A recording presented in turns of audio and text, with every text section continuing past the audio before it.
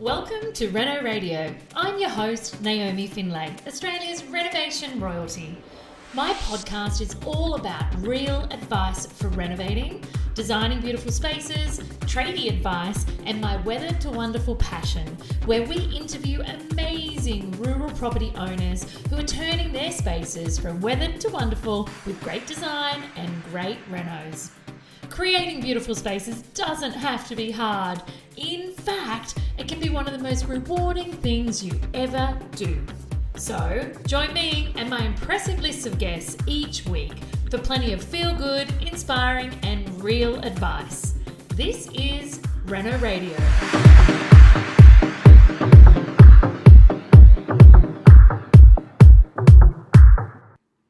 Today on the podcast, I have with me the amazing, delightful David from Cottons Glass. Welcome, David. Hey, Gnomes. How are you? I'm really, really good, thank you.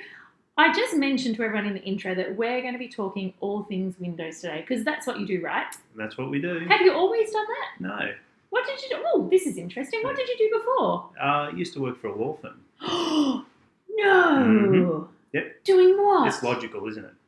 No, it's not. Yeah. What were you doing there? I did a traineeship at a law firm, worked there for 9 years before getting into glass. Yeah. As you do, people, as you do. Totally. You got into glass from law. Correct.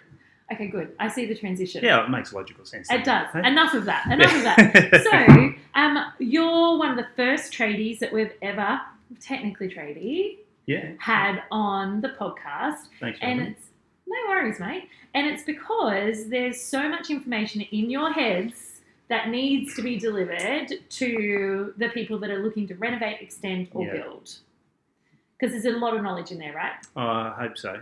Can't guarantee it, Gnomes. Can't guarantee it. His wife might completely disagree. I reckon she probably would. I can't wait to send this to her. She'll turn it off in the first 30 seconds. Yeah, well, she probably hears enough from me already. Yeah, totally.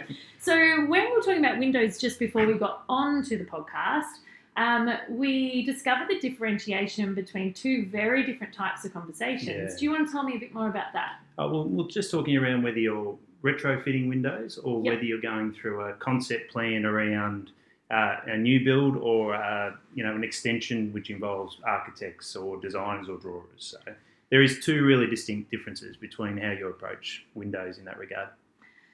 So tell everyone who some of these people could have never renovated before, literally, and they Googled renovation on the podcast to learn why is it so different for those that truly have no idea about windows or renovating.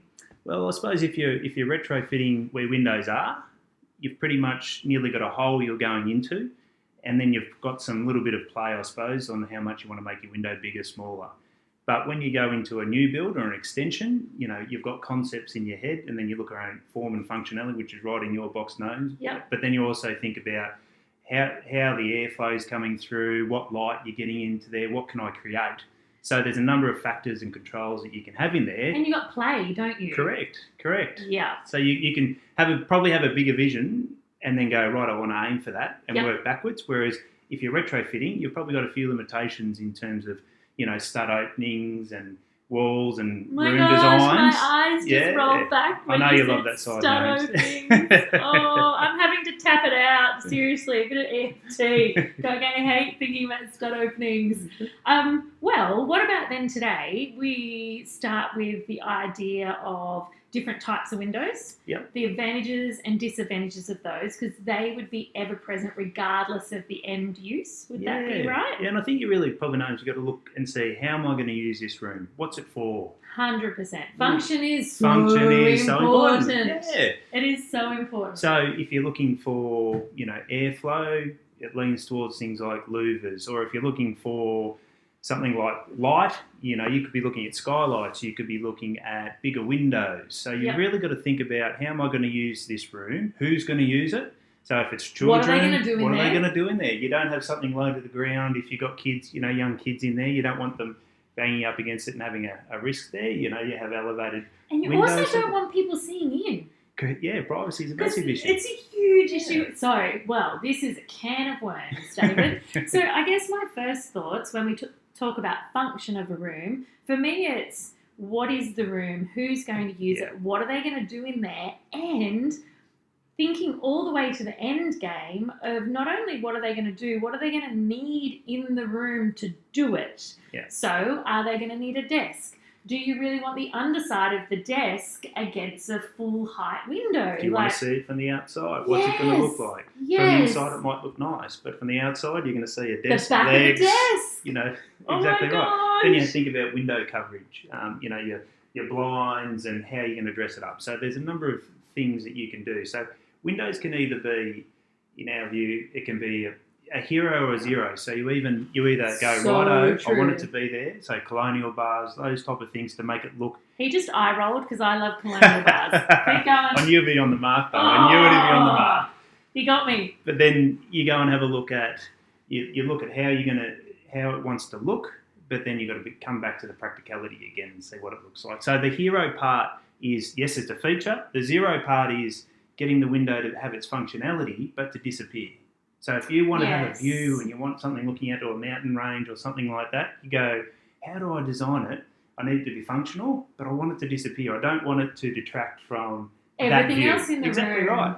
Yeah. And you know what's really interesting about this conversation? Because I can imagine, even when not much in design is linear, you know, you don't, like when I'm designing for someone, I don't go, right, window, I want louvers, tick. Yeah. And then you don't kind of go through it. It's very iterative. Yes. So it's back and forward, back and forward. Oh my gosh, I'd love awning windows from a look perspective. And then you go, oh, what's the function? Will that work? Oh, okay, let's evolve it.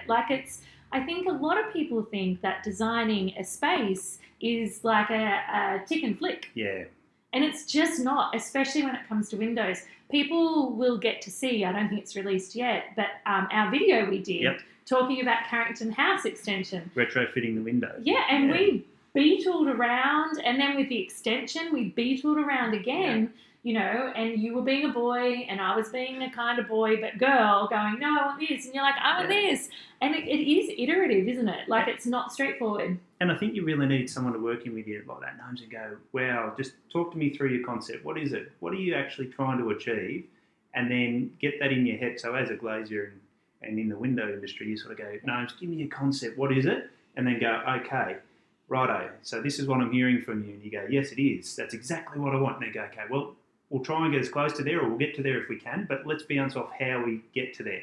So you work backwards and then... Do you know what's super important that people understand? When you asked me that question, so when David and I were talking about the extension at Carrington House, which hasn't started yet, so you haven't missed anything, it's on its way, but his words were to me, you know, exactly what is your vision?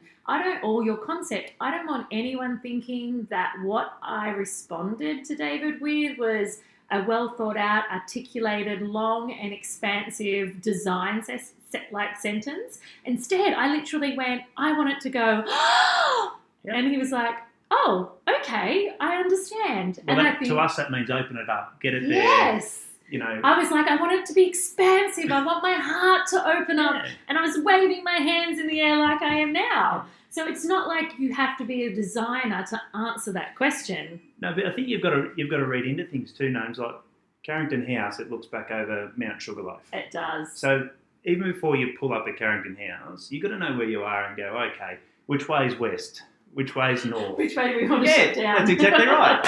And that's exactly how it is. So you've got to take the concept and go, wow. Now, if Carrington House, which it's not, if it was facing west and you go, wow, I go, well, that's great. David, so how am I going to get the heat load down? I want 5 metre windows at the back facing west. Now, I can get that for you, but it's gonna need heat control. How are we going to do that? Are we going to have an awning on the outside? You're going to bake. Yeah, and it's a matter of going, I grasp what you're saying, and how do we get it back into something that's functional, but not too far from where you want to be? Yeah. So everyone's probably going, holy bat, I'm never thinking about windows ever again listening to us. But I think we can break it down super simply for people. Yeah. So what would be the steps? So we've talked about what's the room do, who's going to be in it, what are they going to do in it? Yeah. And I know some people are like, it's a bedroom. But there are things we do in bedrooms. Yeah. We sleep, we relax, we need privacy, we need ventilation, we need light for health. Yeah. If it's a young children, they might need storage, they might need safety. That's right. If it's older kids, they might have so many PlayStations that you want to hide their leads. You know, if it's your daughter taking selfies, she might want reflective surfaces. Oh, geez, we're progressing, aren't we? We are. You don't have a daughter old enough, do you? Not quite. Not quite. She's nearly there, though. Oh, really? How old? Oh, so she's 13. Oh, my God, she's so nearly there, dude.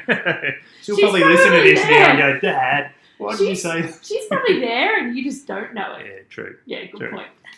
So it's not only about the actual room, it's who's literally going to be using it. So then from there, where do you go? So let's just say it's a bedroom, touching all those points. Yeah. And we haven't touched on security either. So, Issue. you know, if you have... Can't let them out. or let someone in. Which Either way way. we I'd rather rolling? them come in than someone go I out. just need to go to sleep knowing they're there. So part of that may be having a double hung window that's got a InvisiGuard screen or a security screen on the outside. So they can sleep comfortably knowing they've got their window open. They love fresh air, so they have it open. They know nothing can happen. And you know nothing's full happening. safing on the InvisiGuard You do, yes, yeah, there certainly is. So there are regs whether you're on second story, first story, and what drops you got. Yeah. But that's for the glaze, you know. I don't know about that. So as a exactly right. I don't know about that. Nor do you need to, but you need to know and deal with people that go, righto, Gnomes, you have to have this because it's regs. This is why it is. And, you know, the trick in our trade is just to make it functional without losing the things that you wanted to get in that area. That's so interesting, isn't it? Because a couple of times you've talked about getting what you want and not losing. Yeah. And part of that, I remember when I first started teaching renovation, people were like, but that's not the perfectest Everest floor plan. And I'm like, dude, rarely in a reno is anything picture perfect. Yeah. It is all a playoff and it's a pull and it's a tension.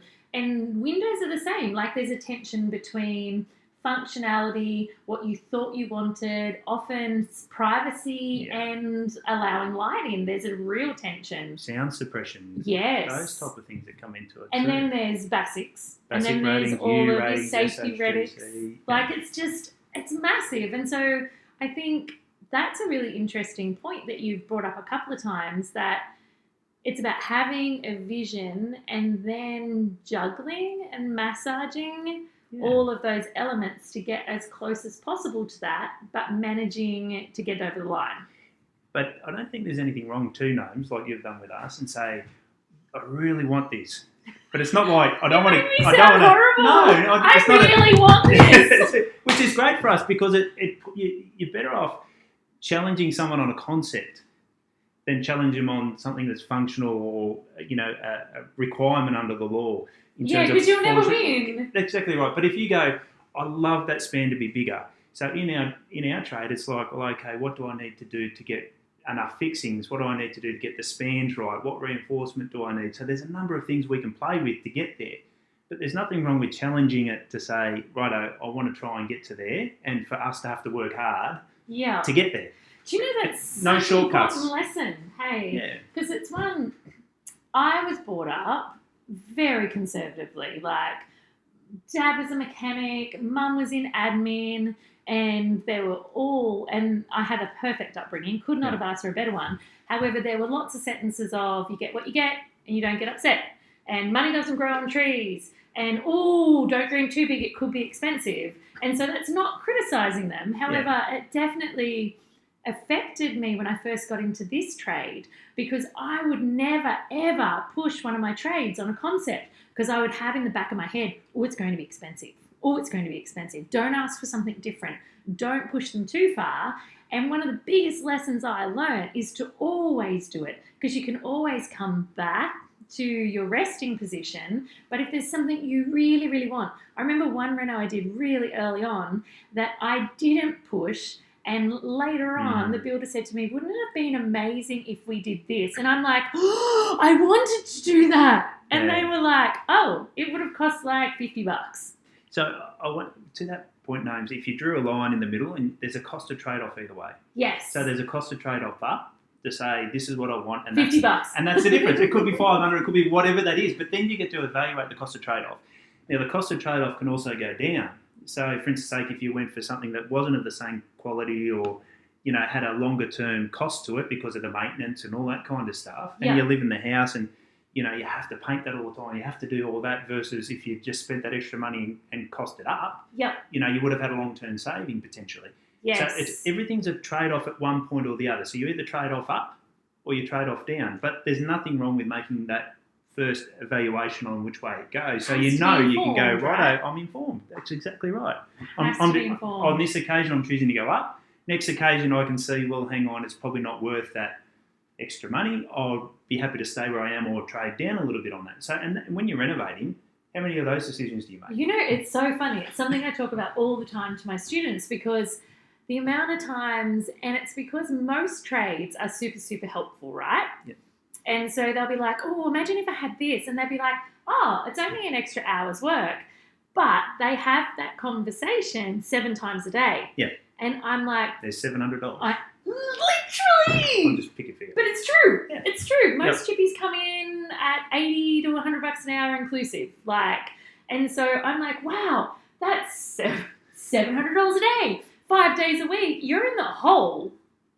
Could be, but then again, out of those 7 decisions, 5 of those could be low down. Could be down or it could be up. So that could that $500 you spent there might get you $2,500 or $3,000 when you go to sell the house extra. Yes, so it has to be informed. But that's the difference, isn't it? You go, okay, this decision here on adding that mailbox, doing this, doing that, is going to add to the value of the house. Yes, do I think it's going to be square 2 times, 3 times? And then you're informed to go, I think that's going to add at least 3 times what I'm spending on that. So then you go, is that a good decision?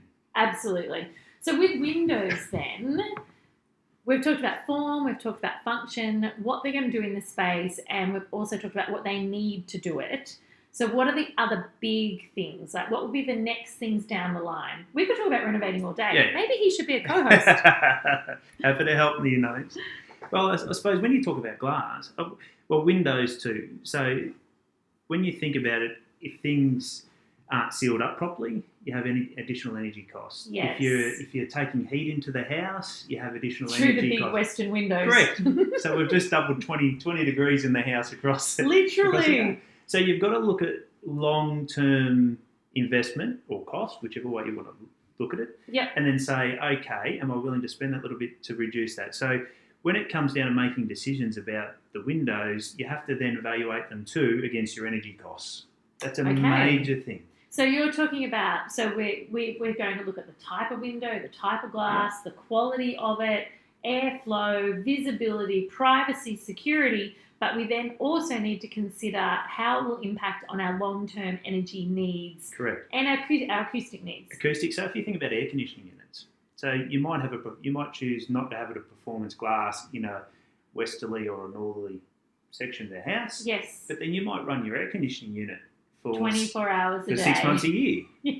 And then you go, okay, what's that costing me? And then you go, let me have a look at what it would have cost for the windows to be glazed in a specific type of glass to reduce heat. So you don't want it to be too dark. So you might trade off, to a reasonable tint that goes in the glass. Yep. So you might reduce your heat load by, let's just make it 50%. Yes. But then you run your air conditioner for 75% less time. Yes. It pays for itself pretty quickly. Can you do those calcs for people? You can do some roundabout calcs. No to be able to way, figure Jose. Out, to say, well, this amount of sun that's coming into this room, we can reduce the amount of heat coming in via those windows by X. A certain percentage. And you get to choose. Like there's different types of windows have different reductions in terms of how much heat load. So I know we've diverted a little, but it's all good, and I can have you back anytime. I know where you live. Or I have you on social, so it means you're followable anywhere. Exactly. Right. So when we talk about heat loads, is it only through tinting or double glazing, or are there different types of glass? Like, what are the different ways people can manage not just their heat load, but at the moment it's freezing.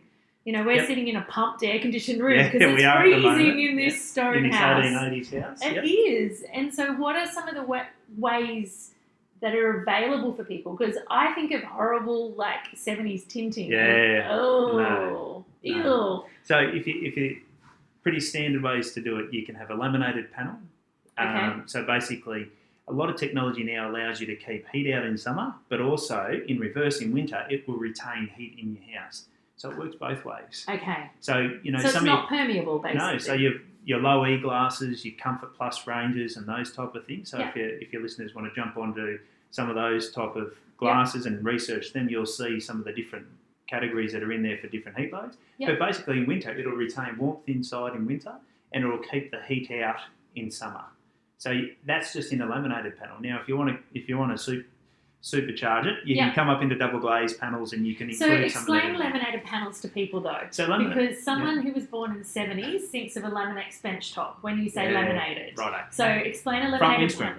Front windscreen of your car is a laminated panel, so it's two pieces of glass stuck together with a plastic interlayer in like between. an LVL. Correct. So it's two pieces with a plastic interlayer in together. So basically, what happens is it's a safety glass as well. So if someone leans on it or cracks it, it'll crack like your front windscreen. So you've seen as you drive. Yes. That's remember the old windscreen? You'd sit there and bang, million pieces. Totally. So if you have a look at that, that's called toughened glass. And when you have a look at laminated glass, it's like your front windscreen. Okay. But the technology that's in there now is really, really funky. And the low E, you can get some really great sound suppression, heat reduction in it by purely just having laminated panels. And it would be, if we talk about investment, it would be a step down from a double glaze. Correct. Okay. So what would be a step up? So double glaze, basically you've got an air pocket that sits between the two panels. So you can have laminated panels, air pocket laminated panels, or you can have supersized double glaze. So the ability of double glaze is cool that you can play with all those things. You get thicker profiles that you've got to use though for your windows. So fatter profiles. Yep. So I might get in trouble for that. Hey? Thicker. You can edit that. That was a fat with a PH, as my daughter would say. So playing on, you'd say you just need to be able to house it. As long as you can get it into your build, and you want to go to that extreme, that's great. But is there anything above that? Well, basically to be manipulating that into what you want. So you could do it with just normal window glass in a double glaze to get some performance. Then you can go laminated and double glaze. Then you can go performance laminate in a double glaze. Then you can go thicker double glaze. So you can come up with some pretty funky things by just changing the spices in there to be able to come up with a different combination to get to where you need to get to. Who would have thought? Most people would have thought that there were maybe 2 or 3 categories. Yeah. But there's actually a pile of permutations and combinations by the sound of it. Yeah, there is, basically. Right. But the trick is, let's not overcomplicate it. No. This is where it comes back. Let's just ask questions. It comes back to saying, what is your vision? What are you trying to achieve? And then you got to get the glazier or the window fabricator or whoever you're talking to say, how do I achieve that? So and then tell they'd me go, the questions then that you would say. So I know as a designer, but I want to hear from you. Like when someone comes and goes like I did, I wanted to go like this, literally. Like what are the questions that you would ask a client? What would be the key questions? Well, the first thing we do is just try and we try and get some did the arms as well. Yeah, we try and get what that actually is and make sure that our interpretation of your arm waving there and your high air intake is exactly what we're repeating back to you. So yeah, because it could be really totally different. Could be totally different. And we're heading out this way, and you're going, David, I don't think you get what I'm saying. You heard me say, weird innate noises could be just taken as anything, couldn't it? It's correct. random. So making sure we ascertain what that is. Okay. So we know what you're talking about then, and then we go, okay, is that it? And you go, yes. So we've got your vision now. And then we go, okay, to get there, this is what we need to do. But from somebody, if you're not dealing with somebody who's going to ask you that question, you're probably... That's the thing, isn't it? Probably there, and this is where you just got to be confident to challenge them, and that's the point I was trying to make before, to say, look, I just want you to understand and make it clear. And before you go to a meeting, have down a list. What am I trying to do? And I'd suggest that you stand in your room. If you're retrofitting or if you've got concepts, try and visualise it in your room of how you want to use it, all the form function stuff that we're talking about. Yeah. And then jot it down and say, this is, and just portray some of those more tangible things potentially to them and say, here are my bullet points that I've got because this is how I want it to feel, this is how I want it to work. And then you're really getting a roadmap for them to go, righto. Now, the best part about doing that is it's a little bit black and white for them to see it. Yeah. So if they're not getting that out of you, you're giving it to them anyway.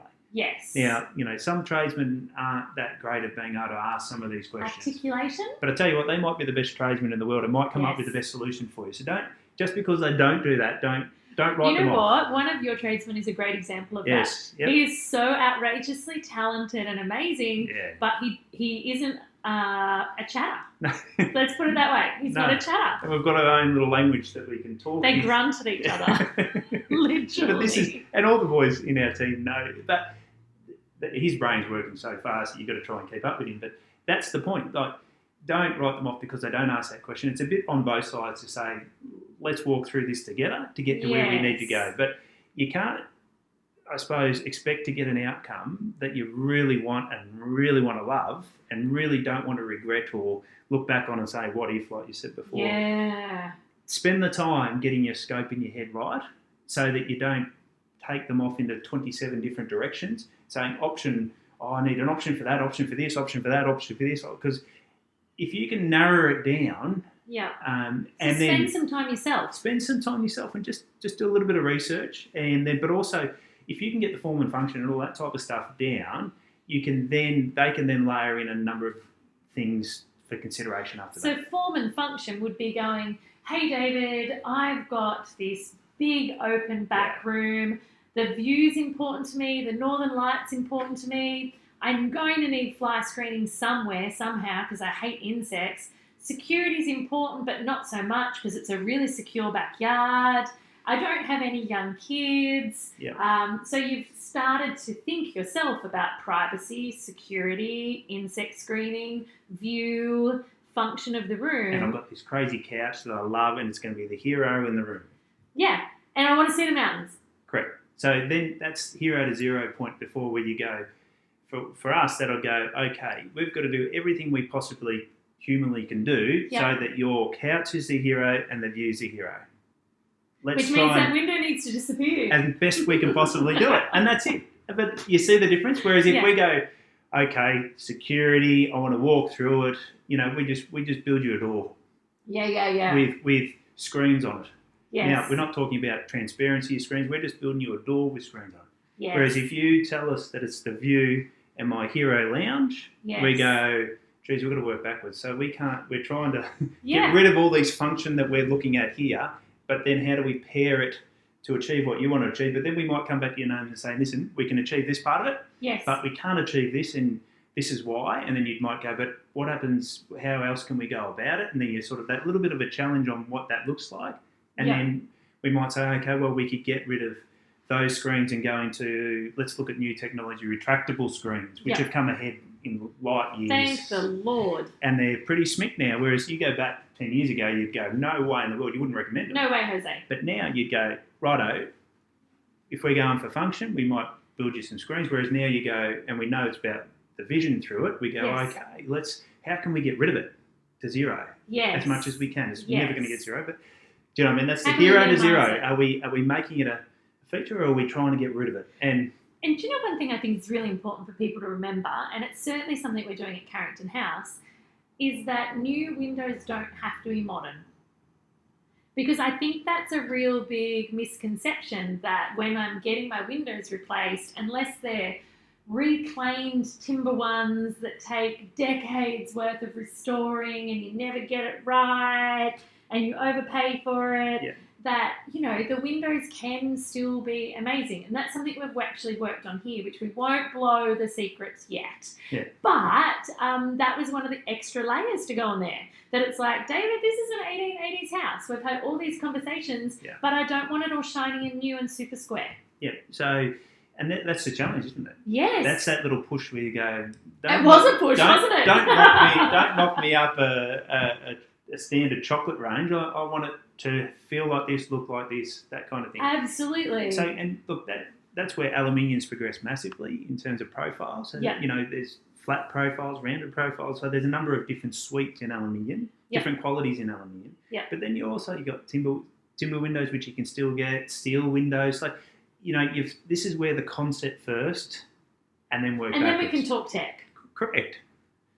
I like that idea. So in other words, we can talk inspiration and how we're going to live in the space, how we're going to love the space, how it's going to enrich our life, make our life easier, help us with energy efficiency, and then we could, even if we had a glazier or a window installer that was maybe shy, maybe like chook all in his head because he's like a hyper amazing glazier, maybe we could ask the question of, are there technical things that I need to be considering? That's right. And the best part that you've got there is you then playing into their wheelhouse. If that's the nature of a person. It's totally true, hey. You see them open up. Correct. And it's the reverse of what you're asking them to do to you. So you want them to open you up to get the ideas out so that you can get it onto paper so they can get the scope. Yeah. You really need to know, are they capable of achieving what you need them to achieve? Are you going to get what you want? Do you know what I mean? True. And this is where, referrals and, knowledge. And looking at the window schedule. Correct. My gosh. Yeah. So, you need to know as much from it being a consumer point of view and client's point of view. You need to go, can he actually or she actually deliver on what I need? Yeah. It's a two-way street. And I think that, having those things written down and actually visualising standing in the room and the feel and functionality of it and then working your way back just opens it up for both sides, and it makes it, an open, transparent process. Whereas somebody says, no, that's not what I meant. Yes. That's where you get into grey. That's where it gets bogged down. Yes. And you know what? It's a bit like window measurements. There is no grey in windows. Like, there is no room for, oh, okay, you bought it to site and I'm about to install it. It's not exactly what I was after. It's too late. Sorry. It's like way too late. Go and see it. Jump in the car. Don't just rely on the net. Yeah. Social media is great, all that kind of stuff at times. But the reality is, go in the car, jump it, grab it, hold it, look at it. Is that the profile that if they got a showroom? Spend a little bit of time, because the time you spend in the car, physically driving over there, going into the showroom, having a look, validating, can they deliver what you want? I think especially for colours, especially for screens. Oh my gosh, there's nothing as good as holding the screen and looking through it. Yep. It really is. It's awesome. And coming back to colours, some people's standard colour range is different to others. So there is no standard in colour, is there? Correct. There's none. There's group 1, there's group 2, there's rubbish. group 3, there's group 4. They'll go, just choose from the standard. Who's standard? You know that when we just were... put a white on the wall. Oh my God. White. He just literally asked to be hooked. Seriously. Isn't white? Windows. I just want white windows. Indoors. Just make it all white. Just make it all white. Yeah. No. It'll be all right. Oh my gosh. And it's been so good having you on the podcast. I feel that there's like 100 topics to be had from here about window quality, window types. There's like millions and millions. So you might not escape Reno Radio. No, I'm happy to be involved. Perfect. Now, if someone wanted to, I haven't told you, I'm going to ask you this. If someone wanted to find you on social media. Yeah, so we're at Cottons Glass and Alspec. So you can search that on the net or Cottons What about Glass. an Insta handle? Cottons_glass. There you go, Gnomes. There you go. So if you want to get in touch or have a chat with this team about anything, because David does love to talk all things glass and windows, you can find him on Instagram, Cottons_glass, and in his bio there are links to his website and then links out to Facebook naturally. So a huge thank you for coming on today. Thanks for having me, Noam. And you will be back. Sounds good. All right, thanks. Thanks for joining me today, guys, on Reno Radio. It has been a blast. I would love it if you subscribed so you never missed a beat of this podcast. And naturally, let me know what you think. I love to hear everyone's feedback and reviews. If you'd like to know more about all the services and content that we produce at naomifindlay.com, then head on over to naomifindlay.com. You can also keep an eye on what I'm up to on my Instagram. You can find me there at Naomi Findlay Official. Until next time, team, enjoy.